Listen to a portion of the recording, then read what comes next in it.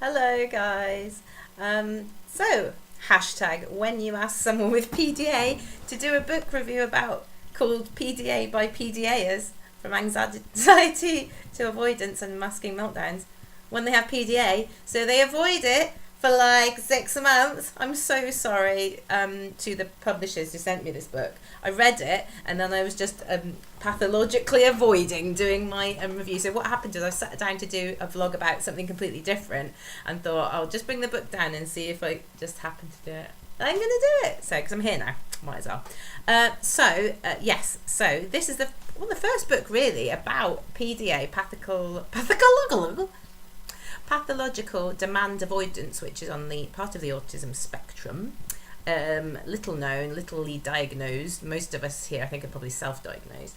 Once you look into it more, you sort of relate to it. So the main places people are sort of meeting up and talking about it is on Facebook.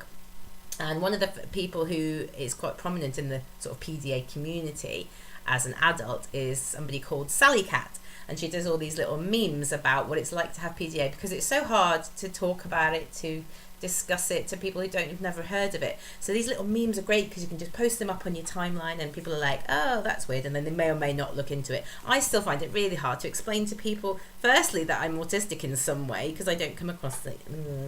And because I'm a woman, it's difficult anyways. I'm not classic. I'm not like Sheldon from The Big Bang Theory or whatever. I put flowers here to distract from the really messy shelves behind me. So let's do more flowers and less messy shelves. I think that might even be last year's calendar up there. Should take that down, shouldn't I?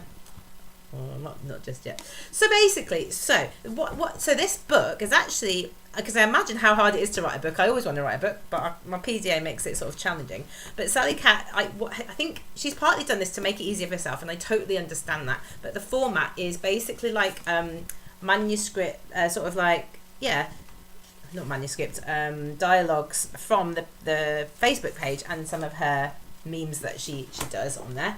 I like the memes. I found the sort of the way it's written like a script a little bit challenging for me. Or it's easy to dip in and out of though. So if you like that kind of thing, that might be really good. This is a good one. The memes are great though. Look. The crisp packet has been on the floor for 3 weeks, just staring at me. It wants me to pick it up, but I'm just not going to do it. And if you're part of the Facebook forum, you may even be in there. So there's people called Tracy, Lucy Clapham. I find the most useful part of it is having all these memes in one place that you could sort of like show people it. Let's see if there's a chapter section I can go on about. So the idea is it's done. I think alphabetically. No, it's not. I don't know. I have read it. From anxiety to avoidance and masking to meltdowns. There's all different things. So the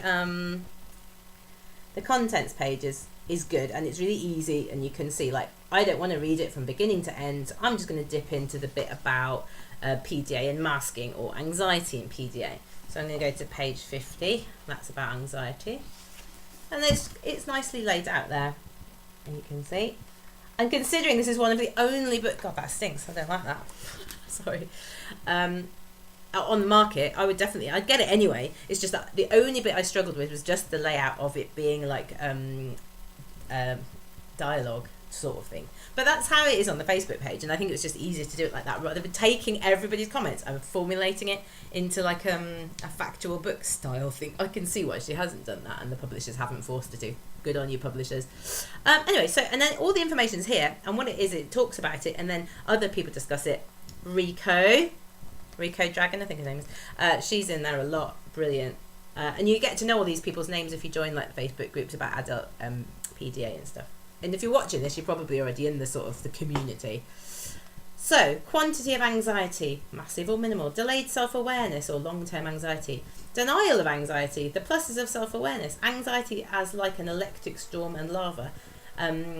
Distinguishing PDA anxiety from PTSD. So all these things are discussed. And I think what it is it's a discussion. And because it hasn't been studied very much, this is the only way for people to find out how other people are feeling. And I think it's part of this process. This book isn't a definitive answer or guide. It is adults with PDA who identify or who are self-diagnosed as having pathological demand avoidance, discussing it with each other. And everybody's different. a lot of people find it similarly or get affected by it in similar ways, but everybody is different, and that comes across. But there are things like, there is some science in here, you know, which of the little studies that have been done. And there are certain things like, so if you want to see if you have pathological demand avoidance, you can go onto the National Autism Society website, and there is now a section on PDA, and it's mostly relating to kids, but there is an adult section, and it basically just tells you what pathological demand avoidance is, and you can sort of go through and think, yeah or no. Okay, so this is discussing all those areas and whether we should add new bits onto that diagnosis, or and how long people have known. There's people called like Little Black Duck.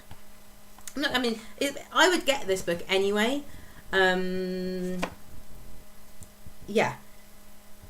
The book is a unique window into adult pathological demand avoidance. Adult, not kids. Exploring the diversity of distinct PDA traits through the voices of over 70 people living with and affected by the condition.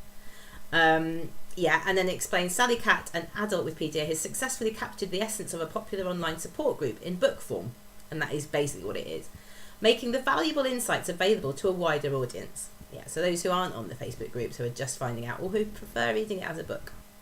And creating a much needed resource for individuals and professionals, because I think this will be really useful for professionals. This is a sort of a big, just put everything together in one place. You can't just go scrolling back through Facebook conversations. I think that's what this is really good at. Candid discussions cover issues ranging from overload and meltdowns to work relationships and parenting, as a fascinating and sometimes very moving read. And I would say that is basically what it says on the tin, but with the added thing of having all the little memes in one place as well. So, for me, the way it's laid out was challenging, but I can see why it's done it like that, and everything is there, and everything is attributed to somebody who said it. So from the point of view of a researcher who thinks, well, that's really interesting what Mud Wildcat has got to say, can maybe contact Sally Cat and say, can you get me in contact with that person who said this thing, because I really want to explore that further. So actually having everything attributed to certain people in the way that it is probably really, really useful. Masking as a defense tool, social mimicking, it's all in here, and I think most of us are on this sort of journey, aren't we? And we don't really know what's exactly PDA, or what might be just part of general autism, or what's just because you're a woman, or, you know, because it's time of the month. So I would highly recommend this book. It's one of the first, it's going to be one of the first ones. I mean, this is going to get bigger and more explored.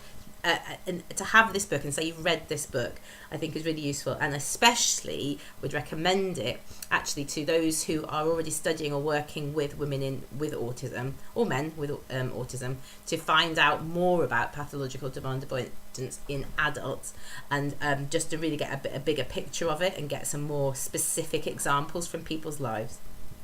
So definitely recommend it. So that's PDA by PDAers, compiled by Sally Cat, and it's Jessica Kingsley Publishing.